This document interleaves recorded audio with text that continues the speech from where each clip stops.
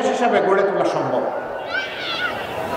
আল্লাহ তাআলা আমাদেরকে নিজের জীবনে পরিবর্তন এনে জাতির জীবনকে পরিবর্তন করার তৌফিক দান করুন। সাংবাদিক বন্ধুরা এখানে এসেছেন, অত্যন্ত শ্রদ্ধা এবং বিনয়ের সাথে বলতে চাই, আপনাদের ভালো লাগে হুবহু আমাদের বক্তব্যটা দেবেন। আমাদের বক্তব্যের নামে আপনাদের কোনো বক্তব্য আমাদের উপর চাপাবেন না। গতকাল সাতক্ষীরায় আমার উপরে জুলুম করা হয়েছে একটা মিডিয়া থেকে। আমি ঢাকায় গিয়ে তাদের কর্মকর্তাদের সাথে বসবো, আমরা কি অপরাধ করেছিলাম, তাদের কি ক্ষতি করেছিলাম, আমাদের নামে কেন তারা এই অপবাদ দিলেন। মিডিয়াকে আমি স্যালিউট জানাই। আপনাদের দায়িত্ব হচ্ছে কালোকে কালো, সাদাকে সাদা বলা। আমার মধ্যে কোনো কালো থাকে আমাকে ছাড় দেবেন না, কিন্তু আমার সাদা পোশাক কেউ কালো করবেন না।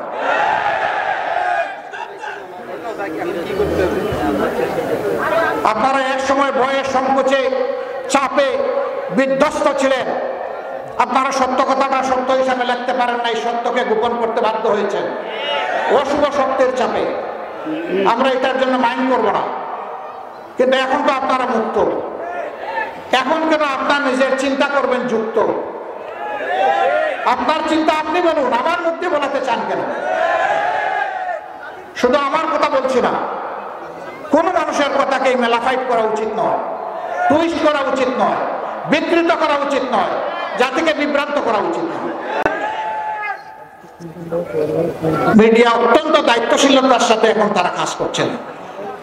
দেশপ্রেম তাদেরও আছে, এই দেশ তাদের, আমাদের সবার। যারা এই দায়িত্ব নিয়ে স্বচ্ছতার সাথে কাজ করছেন, আমি তাদেরকে স্যালিউট জানাই। আপনাদের পাশে আমরা আছি। এটা আমার বিপক্ষে গেলেও আপনার পাশে আমি থাকবো, যদি জিনিসটা ন্যায়সঙ্গত হয়, সত্য হয়। প্রিয় দেশবাসী, একটা ভালো সমাজ যারা গড়তে চাইবে, সমালোচনা এবং যন্ত্রণা তাদেরকে পিছ ছাড়বে না, এটাও আমরা বুঝি। যে কিছু করে তার সমালোচনা হবে, যে কিছুই করে না তার নিয়ে জনগণ কথা বলে। সমালোচনাকে আমরা এনকারেজ করি। সমালোচনা হোক গঠনমূলক, সমালোচনা হোক দেশপ্রেমের, সমালোচনা হোক জাতিকে সামনের দিকে এগিয়ে নেওয়া। ধাক্কা দিয়ে জাতিকে পেছনের দিকে ফেলে দেওয়া কোনো দেশপ্রেমিক মানুষের কাজ হতে পারে না। এটা মিডিয়ার না, সাধারণ মানুষের।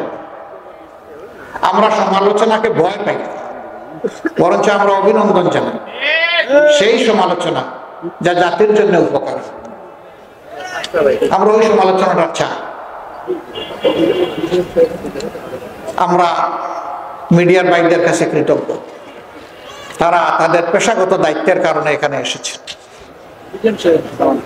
আমরা দেশবাসী এবং আপনাদের ন্যায্য কাজে, দেশ গঠনের কাজে, দেশপ্রেমের কাজে আপনাদের সমর্থন চাই, দোয়া চাই, ভালোবাসা চাই, সাথে চাই, পাশে চাই।